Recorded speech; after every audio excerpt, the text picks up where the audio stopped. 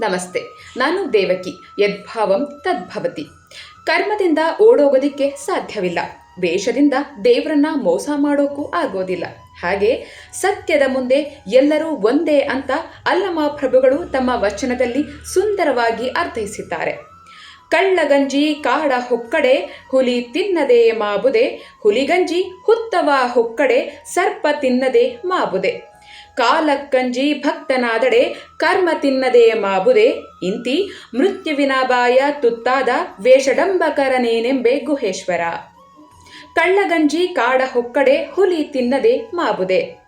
ಕಳ್ಳ ತನ್ನ ತಪ್ಪಿನ ಅರಿವಾಗಿ ಕಾಡಿಗೆ ಓಡ್ ಹೋದ್ರೂ ಅಲ್ಲಿ ಹುಲಿ ಅವನನ್ನ ತಿನ್ನದೆ ಬಿಡೋದಿಲ್ಲ. ಯಾಕೆಂದ್ರೆ ತಪ್ಪು ಮಾಡಿದವನು ಎಲ್ಲೇ ಹೋದ್ರೂ ಶಿಕ್ಷೆ ಕಟ್ಟಿಟ್ಟ ಬುತ್ತಿ.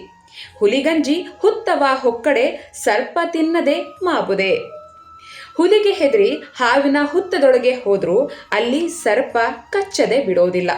ಕಾಲಕ್ಕಂಜಿ ಭಕ್ತನಾದಡೆ ಕರ್ಮ ತಿನ್ನದೆ ಮಾಬುದೆ. ಸಾವು ಅಥವಾ ಕಾಲಕ್ಕೆ ಹೆದರಿ ಸತ್ಯವಾದ ಭಕ್ತಿ ಇಲ್ಲದೆ ಕೇವಲ ಔಪಚಾರಿಕವಾಗಿ ಭಕ್ತರಾದರೆ ತಾವು ಮಾಡಿದಂತಹ ಪಾಪಗಳು ಕರ್ಮಗಳು ಅದರ ಫಲವನ್ನ ಅನುಭವಿಸೇ ತೀರಬೇಕು.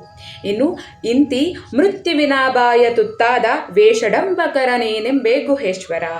ಆಂತರಿಕ ಭಕ್ತಿ ಇಲ್ಲದೆ ಬರೀ ತೋರಿಕೆಗೆ ಹೊರಗಿನ ವೇಷದಲ್ಲಿ ಮಾತ್ರ ಭಕ್ತರಂತೆ ನಟಿಸಿಕೊಂಡು ಅಂತಿಮವಾಗಿ ಮೃತ್ಯುವಿಗೋ ಅಥವಾ ಕರ್ಮದ ಫಲಕ್ಕೆ ಬಲಿಯಾಗುವ ಡಾಂಬಿಕರನ್ನ ಏನಂತ ಕರಿಬೇಕು ಅಂತ ಅಲ್ಲಮ ಪ್ರಭುಗಳು ಪ್ರಶ್ನೆ ಮಾಡ್ತಾ ಇದ್ದಾರೆ. ನಿಜವಾದ ಭಕ್ತಿ ಹೃದಯದಿಂದ ಬರಬೇಕೇ ಹೊರತು ಭಯದಿಂದಾನೋ ಅಥವಾ ತೋರಿಕೆಗಾಗಿಯೋ ಅಲ್ಲ. ಭಯದಿಂದ ಅಥವಾ ತೋರಿಕೆಯಿಂದ ಮಾಡುವ ಭಕ್ತಿ ಇದೆಯಲ್ಲ, ಅದು ನಿರರ್ಥಕವಾಗಿರುತ್ತೆ.